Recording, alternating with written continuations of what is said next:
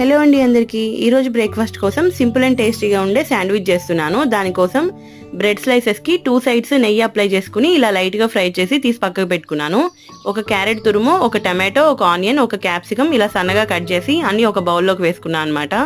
మీ టేస్ట్కి సరిపడా కారం, సాల్ట్ యాడ్ చేసుకుని ఒక 2 ఎగ్స్ని కూడా వేసేసుకుని మొత్తం ఒకసారి బాగా కలిసేలాగా బీట్ చేసేసుకున్నాను. తర్వాత స్టవ్ మీద చిన్న ప్యాన్ పెట్టేసుకుని ఆయిల్ యాడ్ చేసి వీటిని చిన్న చిన్న ఆమ్లెట్ లాగా వేసుకున్నాను. మొత్తం 3 ఆమ్లెట్స్ లాగా వేసి పక్కకు పెట్టుకుంటున్నాను. ఈలోపు ఆమ్లెట్లు అయ్యేలోపు బ్రెడ్ స్లైసెస్కి ఒక దాని మీదేమో చీజ్ స్ప్రెడ్ అప్లై చేశాను, ఇంకో దాని మీదేమో మయోనీస్, కెచప్ అప్లై చేశాను అనమాట. అలా అన్నిటి మీద అప్లై చేసి పెట్టేసుకున్నాను. ఈలోపు మనం ఆమ్లెట్స్ వేసేసుకుని ఈ ఆమ్లెట్ని బ్రెడ్ మీద పెట్టేసి ఇంకొక సైడ్ కూడా బ్రెడ్తో క్లోజ్ చేసేస్తే సింపుల్ అండ్ టేస్టీగా ఉండే వెజిటేబుల్ ఆమ్లెట్ శాండ్విచ్ రెడీ అయిపోయింది. నా వీడియోస్ మీకు నచ్చినట్లయితే నా ఛానల్ని సబ్స్క్రైబ్ చేసుకోండి.